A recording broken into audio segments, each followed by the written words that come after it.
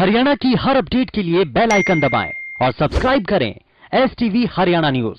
उधर विधानसभा अध्यक्ष ज्ञानचंद गुप्ता ने आज प्रेस कॉन्फ्रेंस के इस दौरान उन्होंने बताया कि 10 मार्च को अकाली विधायकों और उनके साथियों ने प्रेस कॉन्फ्रेंस के अंदर जाकर सीएम पर हमला करने का प्रयास किया। उन्होंने कहा कि लोकतंत्र के अंदर प्रदर्शन करने का अधिकार है, लेकिन विधानसभा परिसर के अंदर जाकर जिस तरह से ये किया उसके बारे में मार्शल एंड सिक्योरिटी इंचार्ज में कंप्लेंट संबंधित थाने में दे दी है। ज्ञानचंद गुप्ता ने कहा कि जानकारी मिली है कि चंडीगढ़ पुलिस ने FIR दर्ज कर ली है। उन्होंने ये भी बताया कि 3 सदस्यीय कमेटी का गठन किया है। आगे से ऐसी घटनाएं न हो उसे लेकर कमेटी का SOP तैयार करने के लिए कमेटी को कहा गया है।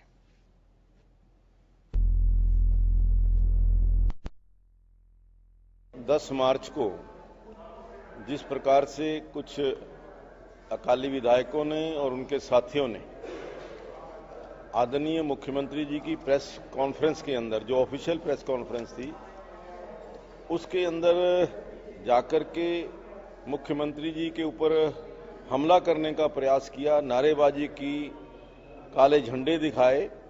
लोकतंत्र के अंदर हर व्यक्ति को प्रोटेस्ट करने का अधिकार है, हर व्यक्ति को अपना विरोध करने का अधिकार है, लेकिन दूसरे के भी व्यक्ति के भी कुछ अधिकार हैं, कुछ उनकी प्रिविलेजेस हैं।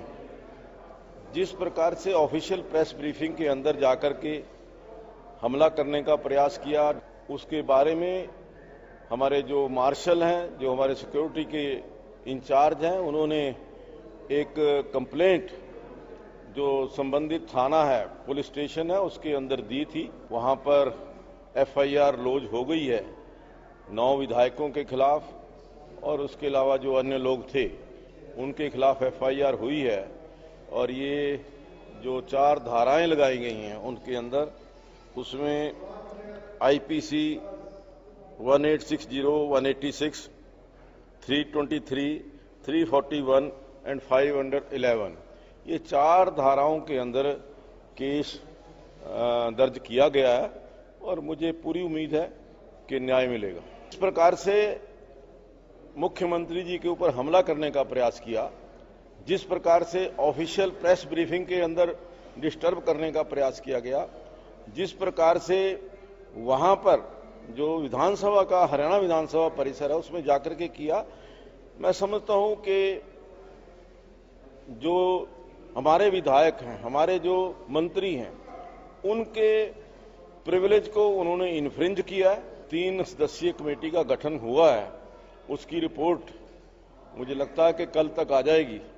उस रिपोर्ट आने के बाद आगे की जो कार्रवाई है, उसके अंदर हमने ये कहा है कमेटी को कि इस प्रकार की घटना दोबारा ना हो, उसके लिए क्या SOP हम ले सकते हैं, क्या SOP अपना सकते हैं, उसके बारे में वो रिपोर्ट करे, ताकि इस प्रकार की घटना दोबारा ना हो। रिपोर्ट आने के पश्चात whosoever will be responsible, action will be taken। जो एक इसके अंदर एक जो बहुत बड़ी, मैं समझता हूं कि प्रयास हुआ है, सोची समझी चाल के तहत, वो आपसी भाईचारे को तोड़ने का प्रयास हुआ है।